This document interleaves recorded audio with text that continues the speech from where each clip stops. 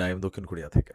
দর্শক আরো একটা সুসংবাদ দিতে আসছি যারা মনোবল হারিয়ে ফেলছিলেন যে ভাই যে পরিস্থিতি শুরু হয়েছে আসলে আমরা কতটুকু সফল হতে পারবো। কারণ আজকের দিনেও আমরা যখন আমাদের বীররা অভিযান চালালো সেই অভিযানের পাল্টা অভিযান চালিয়েছে আপনার ইসলি সেনাবাহিনী। লেবাননে আজকের দিনে প্রায় 50 জনের মানুষ তারা শাহাদাত বরণ করিয়েছে। এর পরপরই আমাদের হিজু যিনি এই মুহূর্তে প্রধান দায়িত্বে আছেন তার নামটা গোপনীয়। গোপনীয় এই কারণেই আপনারা সকলে অবগত আছেন গাজার যারা বীর আছেন, তাদের যারা প্রধান আছেন, পলিট বিউরির খুব গুরুত্বপূর্ণ পদে যারা বসে আছেন, তাদের অনেককেই আপনার মোসাদের মাধ্যমে হোক অথবা পৃথিবীর বিভিন্ন দেশে এরা টার্গেট করে কিন্তু শাহাদাত করিয়ে দেয়।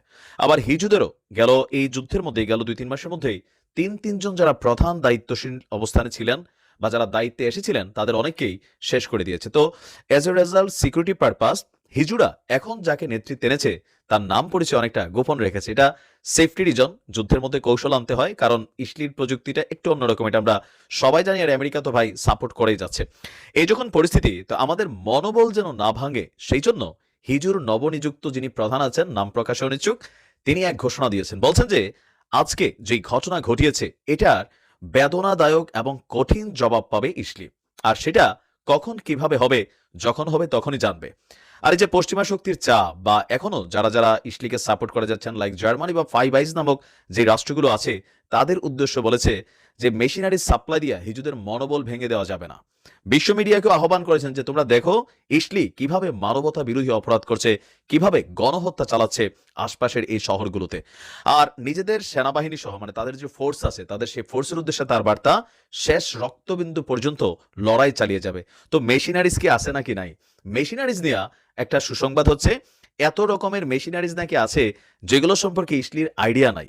আবার থিঙ্ক ট্যাঙ্ক যারা সামরিক ইকুইপমেন্ট নিয়ে বিভিন্ন দেশের কাজ করে, তারাও বলছে হিজুরা তাদের ক্ষেপণাস্ত্র যে ভান্ডার আছে সেই ভান্ডারের এখন পর্যন্ত খুব বড় কিছু দিয়া অভিযান শুরু করেনি, তাদের কাছে আরো উন্নত এবং আধুনিক মানের মেশিনারিজ আছে। হিজু প্রধান বলছে প্রয়োজনে এক যোগ মানে 12 বছর পর্যন্ত যে কোনো পরিস্থিতিতে ইসলি এবং কি পশ্চিমা যদি জোটও হয় তাদের বিরুদ্ধে লড়াই করার মতন মনোবল এবং সামরিক শক্তি দুটোই আছে। তো এটা একটা ব্যাকআপ সিচুয়েশন। আবার ধারণা ইরান তাদের যে সামরিক বাজেটটাকে 3 গুণ করছে, আপনারা জানেন। এটা নিয়ে আবার আমেরিকা গবেষণা করছে কোথায় যাচ্ছে এই বাজেট। তো আমরা জানি এটা ইরাকে যাচ্ছে, সিরিয়ায় যাচ্ছে, ইয়েমেনে যাচ্ছে, বড় একটা সাপ্লাই যাচ্ছে আপনার লেবাননে। কারণ ইরানের পরে ইরানের ভূমির বাহিরে সবচেয়ে শক্তিশালী 2টা দেশে ইরান অবস্থান করে তাদের টিম মেম্বারদের দ্বারা। একটা হচ্ছে গা ওজেজা আর আরেকটা আছে লেবাননে।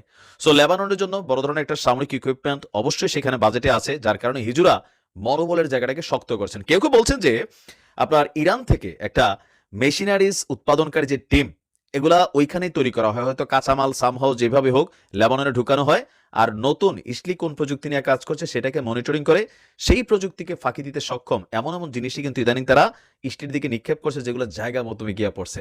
তো মোট কথা হচ্ছে আমাদের মনোবল হারানোর কিছু নেই, ইনশাল্লাহ ভালো কিছু হবে। আসসালাম।